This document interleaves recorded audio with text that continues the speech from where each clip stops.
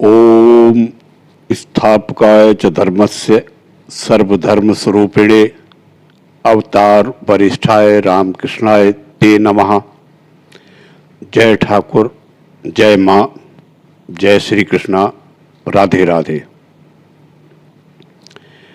मित्रों, आपने पिछले वीडियो में साधना और साधु संग का अंतिम भाग सुना था।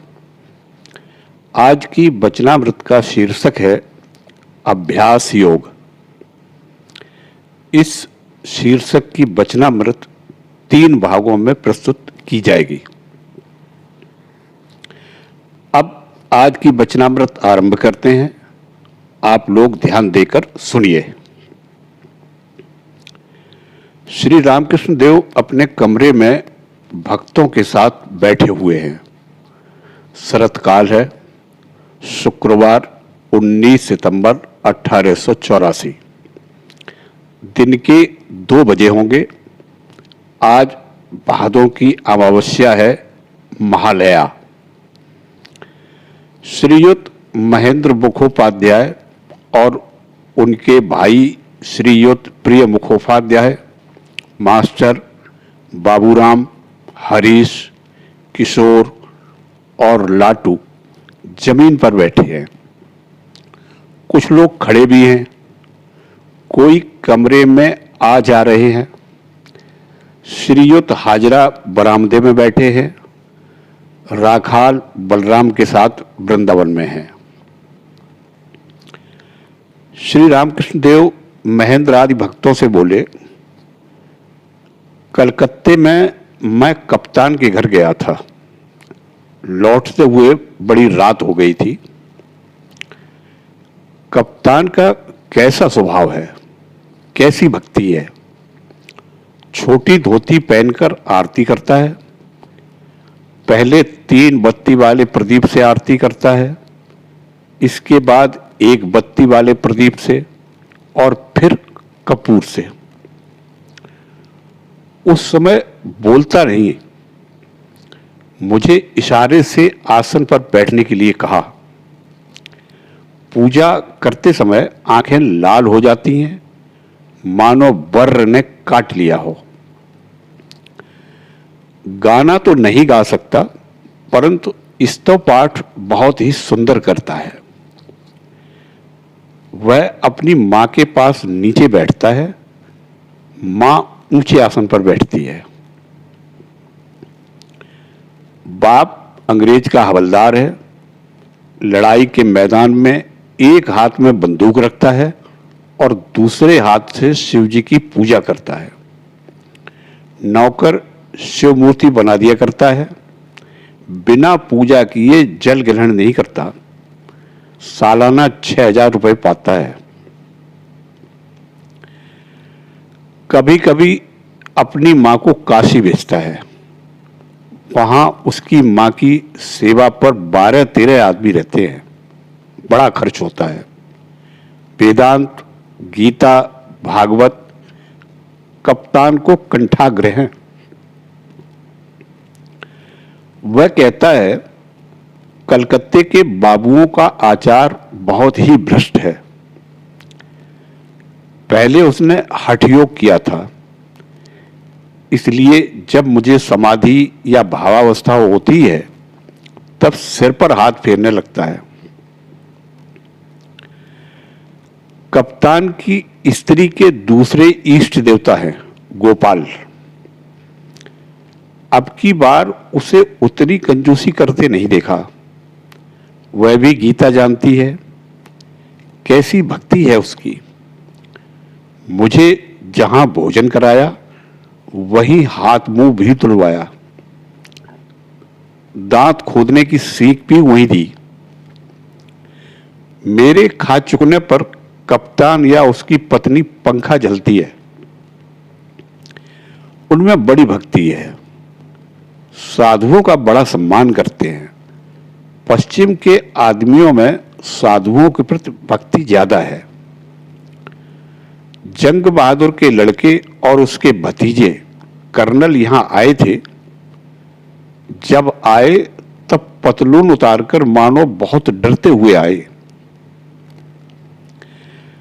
कप्तान के साथ उसके देश की एक स्त्री भी आई थी। भक्त थी, विवाह अभी नहीं हुआ था, गीत गोविंद के गाने कंठाग्र थे। द्वारका बाबू आदि उसका गाना सुनने के लिए बैठे थे। जब उसने गीत गोविंद का गाना गाया तब द्वारका बाबू रूमाल से आंसू पोंछने लगे। विवाह क्यों नहीं किया, इस प्रश्न के पूछने पर उसने कहा, ईश्वर की दासी हूं और किसकी दासी होऊंगी। और सब लोग देवी समझकर बहुत मानते हैं, जैसा पुस्तकों में लिखा हुआ मिलता है। महेंद्र आदि से बोले, आप लोग आते हैं, जब सुनता हूं कि इससे कुछ उपकार होता है तब मन बहुत अच्छा रहता है। मास्टर से बोले, यहां आदमी क्यों आते हैं, वैसा पढ़ा लिखा भी तो नहीं हूं। मास्टर बोले, जी कृष्ण जब स्वयं सब चरवाहे और गौएं बन गए ब्रह्मा जी के हर लेने पर, तब चरवाहों की माताएं नए बच्चों को पाकर फिर यशोदा के पास नहीं गई। श्री रामकृष्ण देव बोले, इससे क्या हुआ। मास्टर बोले, ईश्वर स्वयं ही चरवाहे बने थे कि नहीं, इसलिए उनमें इतना आकर्षण था कि ईश्वर की सत्ता रहने से ही मन खिंच जाता है। श्री रामकृष्ण देव बोले, यह योग माया का आकर्षण था, वह जादू डाल देती है। जटिला के डर से बछड़े को उठाए हुए सुबल का रूप धरकर राधिका जा रही थी। जब उन्होंने योग माया की शरण ली तब जटिला ने भी उन्हें आशीर्वाद दिया। हरि की सब लीलाएं योग माया की सहायता से ही हुई थी। गोपियों का प्यार क्या है, पर किया रति है। कृष्ण के लिए गोपियों को प्रेमोन्माद हुआ था, अपने स्वामी के लिए इतना नहीं होता। अगर कोई कहे, अरे तेरा स्वामी आया है, तो कहती हैं, आया है तो आए, खुद भोजन कर लेगा। परंतु अगर दूसरे पुरुष की बात सुनती हैं कि बड़ा रसिक है, बड़ा सुंदर है और रस पंडित है, तो दौड़कर देखने के लिए जाती हैं और ओठ से झांक कर देखती हैं। अगर कहो कि उन्हें तो हमने देखा ही नहीं, फिर गोपियों की तरह उन पर चित्त कैसे लग सकता है। तो इसके लिए यह कहना है कि सुनने पर भी आकर्षण होता है। एक गाने में कहा है, बिना जाने ही उनका नाम सुनकर मन उनमें आकर लिप्त हो गया। एक भक्त बोले, अच्छा जी, वस्त्र हरण का क्या अर्थ है। श्री रामकृष्ण देव बोले, 8 पास हैं, गोपियों के सब पास छिन्न हो गए थे, केवल लज्जा बाकी थी, इसलिए उन्होंने उस पास का भी मोचन कर दिया। ईश्वर प्राप्ति होने पर सब पास चले जाते हैं। महेंद्र मुखर्जी आदि भक्तों से बोले, ईश्वर पर सबका मन नहीं लगता, आधारों की विशेषता होती है, संस्कार के रहने से होता है। नहीं तो बाग बाजार में इतने आदमी थे, उनमें केवल तुम ही यहां कैसे आए। मलय पर्वत की हवा के लगने पर सब पेड़ चंदन के हो जाते हैं, सिर्फ पीपल, बट, सेमर ऐसे ही कुछ पेड़ चंदन नहीं बनते। तुम लोगों को रुपए पैसे का कुछ अभाव थोड़े ही है। योग भ्रष्ट होने पर भाग्यवानों के यहां जन्म होता है, इसके पश्चात फिर वह ईश्वर के लिए तपस्या करता है। महेंद्र मुखर्जी बोले, मनुष्य योग भ्रष्ट क्यों होता है। श्री रामकृष्ण देव बोले, पूर्व जन्म में ईश्वर की चिंता करते हुए एकाएक भोग करने की लालसा हुई होगी।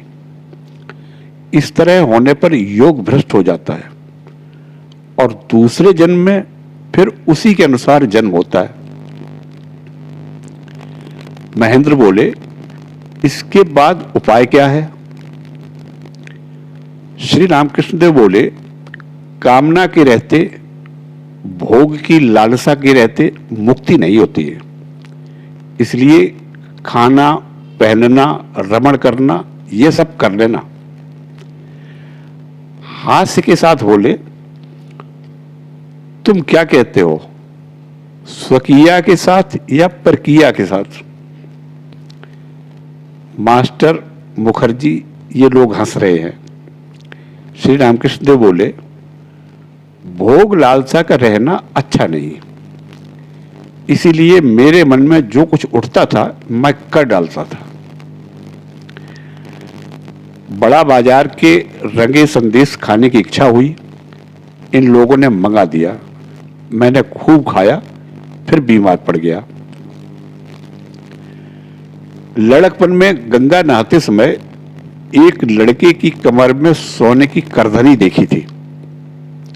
इस अवस्था के बाद उस करधनी के पहनने की इच्छा हुई। बहुत अधिक देर तक रख नहीं सकता था। करधनी पहनी तो भीतर से सरसरा कर हवा ऊपर की ओर चढ़ने लगी। देह में सोना छू गया था ना। जरा देर रखकर उसे खोल डाला, नहीं तो उसे तोड़ डालना पड़ता। धनिया खाली का खोई चूर एक तरह की मिठाई, खाना कुल कृष्णनगर का सरवाजा एक तरह की मिठाई, खाने की भी इच्छा हुई थी। सब हंसते हैं।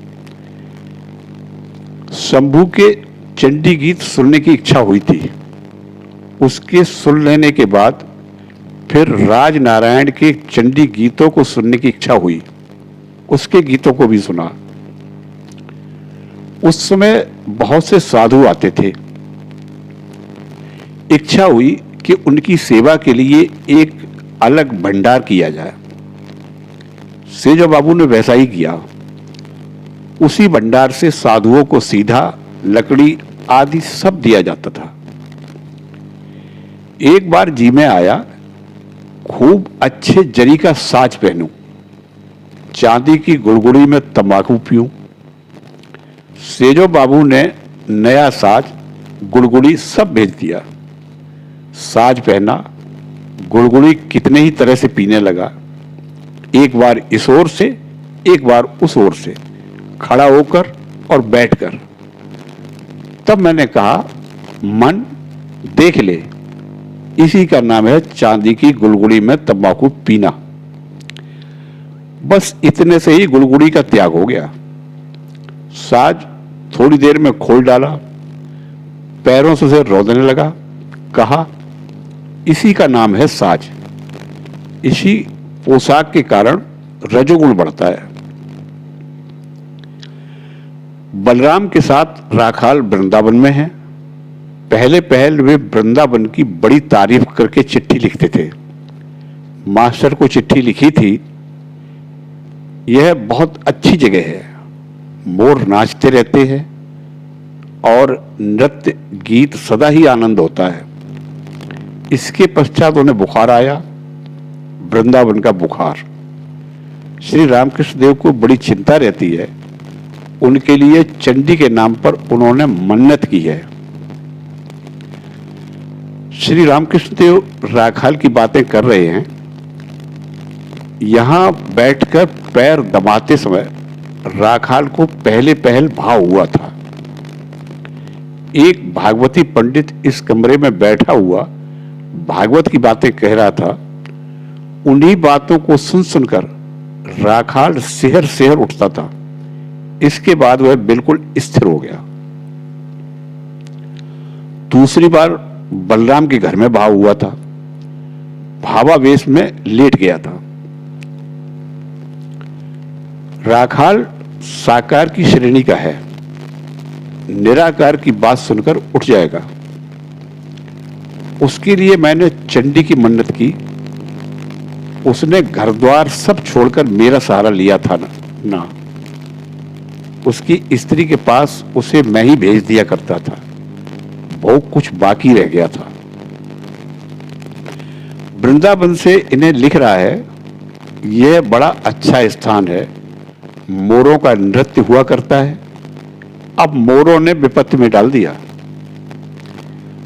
वहां बलराम के साथ है। आहा, बलराम का क्या स्वभाव है। मेरे लिए उस देश में नहीं जाता। उसके भाई ने उसे मासिक व्यय देना बंद कर दिया था और लिखा था, तुम यहां आकर रहो, वाहियात क्यों इतना रुपया खर्च करते हो। परंतु उसने उसकी बात नहीं सुनी मुझे देखने के लिए। कैसा स्वभाव है। दिन रात केवल देवताओं को लेकर रहता है। माली फूलों की माला बनाते ही रहते हैं। रुपए बचेंगे इस विचार से 2 महीने वृंदावन में रहेगा। 200 का मुसहरा पाता है। लड़कों को क्यों प्यार करता हूं। उनके भीतर कामिनी और कांचन का प्रवेश अब तक नहीं हो पाया है। मैं उन्हें नित्य सिद्ध देखता हूं। नरेंद्र जब पहले आया, एक मैली चादर ओढ़े हुए था, परंतु उसका मुंह और उसकी आंखें देखकर जान पड़ता था कि उसके भीतर कुछ है। तब ज्यादा गाने नहीं जानता था, 2-1 गाने गाए। जब आता था घर भर आदमी रहते थे, परंतु मैं उसी की ओर नजर करके बातचीत करता था। जब वह कहता था इनसे भी बातचीत कीजिए, तब दूसरे लोगों से बातचीत करता था। यदु मलिक के बगीचे में रोया करता था। उसे देखने के लिए मैं पागल हो गया था। यहां भोलानाथ का हाथ पकड़कर मैं रोने लगा। भोलानाथ ने कहा, एक कायस्थ के लड़के के लिए आपको इस तरह का रोना शोभा नहीं देता। मोटे ब्राह्मण ने एक दिन हाथ जोड़कर कहा, वह बहुत कम पढ़ा लिखा है, उसके लिए आप इतना रोते हैं। भवनाथ नरेंद्र की जोड़ी है, दोनों जैसे पति पत्नी। इसीलिए भवनाथ से मैंने नरेंद्र के पास ही मकान भाड़े पर लेने को कहा। वे दोनों ही अरूप के दर्जे के हैं। मैं लड़कों को मना कर देता हूं, जिससे वे औरतों के पास आया जाया न करें। हरिपद एक घोषाल औरत के फेर में पड़ा है। वह वात्सल्य भाव करती है। हरिपद बच्चा है, कुछ समझता तो है नहीं। मैंने सुना हरिपद उसकी गोद में सोता है और वह अपने हाथ से उसे भोजन कराती है। मैं उससे कह दूंगा, यह सब अच्छा नहीं। इसी वात्सल्य भाव से फिर हीन भाव पैदा हो जाते हैं। उन लोगों की वर्तमान साधना आदमी को लेकर की जाती है। आदमी को वे लोग श्री कृष्ण समझती हैं। वे उसे रामकृष्ण कहती हैं। गुरु पूछता है, रामकृष्ण तुझे मिले? वे कहती हैं, हाँ मिले। उस दिन वह औरत आई थी। उसकी चितवन का ढंग मैंने देखा, अच्छा नहीं है। उसी के भावों में उससे कहा, हरिपद के साथ जैसा चाहो करो, परंतु बुरा भाव न लाना। लड़कों की यह साधना की अवस्था है। इस समय केवल त्याग करना चाहिए। सन्यासियों को स्त्रियों का चित्र भी नहीं देखना चाहिए। मैं उनसे कहता हूं, स्त्री अगर भक्त भी हो तो भी उसके पास बैठकर बातचीत नहीं करनी चाहिए। खड़े होकर चाहे कुछ कह लिया जाए। सिद्ध होने पर भी इसी तरह चलना पड़ता है, अपनी सावधानी के लिए भी और लोक शिक्षा के लिए भी। औरतों के आने पर मैं थोड़ी देर में कहता हूं, तुम लोग जाकर देवताओं के दर्शन करो। इससे भी अगर वे न उठी तो मैं खुद उठ जाता हूं। मुझे देखकर दूसरे शिक्षा ग्रहण करेंगे। अच्छा, ये जो सब लड़के आ रहे हैं इसका क्या अर्थ है, और तुम लोग जो आ रहे हो इसका भी क्या अर्थ है? अपने को दिखाकर बोले, इसके भीतर कुछ है जरूर, नहीं तो आकर्षण फिर कैसे होता? उस देश में जब मैं हृदय के घर में था, मुझे वे लोग श्याम बाजार ले गए थे। मैं समझा गौरांग के भक्त हैं यहां। गांव में घुसने से पहले ही मुझे मां ने दिखा दिया साक्षात गौरांग। फिर वहां इतना आकर्षण हुआ कि 7 दिन 7 रात लोगों की भीड़ लगी रही। सदा ही कीर्तन और आनंद मचा हुआ था। इतने आदमी आए कि 4 दीवार और पेड़ों पर भी आदमी चढ़ चढ़ कर बैठे थे। मैं नटवर गोस्वामी के यहां गया था, वहां रात दिन भीड़ लगी रहती। मैं वहां से भागकर एक तांबा जुलाहे के यहां सुबह को बैठा करता था। फिर देखा थोड़ी ही देर में सब लोग वहां भी पहुंच गए। सब खोल करताल ले गए थे। फिर तिरकिट तिरकिट कर रहे थे। भोजन आदि 3 बजे होता था। चारों ओर अफवाह फैल गई थी कि एक ऐसा आदमी आया है जो 7 बार मरकर 7 बार जी उठता है। मुझे सर्दी गर्मी न हो जाए, इस डर से हृदय मुझे बाहर मैदान में घसीट ले जाता था। वहां फिर चींटियों की पांत की तरह आदमी उमड़ चलते थे। फिर वही खोल करताल और तिरकिट। हृदय ने खूब फटकारा, कहा, क्या हम लोगों ने कभी कीर्तन सुना नहीं है? वहां के गोस्वामी झगड़ा करने के लिए आए थे। उन्होंने सोचा था कि ये लोग हमारा चढ़ावा हड़पने के लिए आए हैं। उन्होंने देखा कि मैंने एक जोड़ा धोती तो क्या, एक ताग सूत भी नहीं लिया। किसी ने कहा, ज्ञानी हैं। इस पर गोस्वामी सब था लेने के लिए आए। एक ने पूछा, इनके माला तिलक क्यों नहीं है?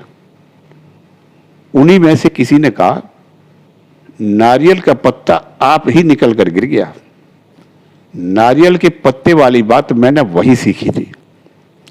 ज्ञान के होने पर उपाधियां अपने आप छूट जाती हैं। दूर गांवों के लोग आकर इकट्ठे होते थे। वे लोग रात को वहीं रहते थे। जिस घर में हम लोग थे उसके आंगन में रात को औरतें सोई हुई थी। लघु शंका करने के लिए बाहर जा रहा था। उन लोगों ने कहा, पेशाब यही आंगन में करो। आकर्षण किसे कहते हैं, ये मैं वही समझा था। ईश्वर की लीला में योग माया की सहायता से आकर्षण होता है। एक तरह का जादू सा चल जाता है। अभ्यास योग का पहला भाग यही समाप्त होता है। आप सभी का कल्याण हो। जय ठाकुर, जय मां, जय श्री कृष्णा, राधे राधे।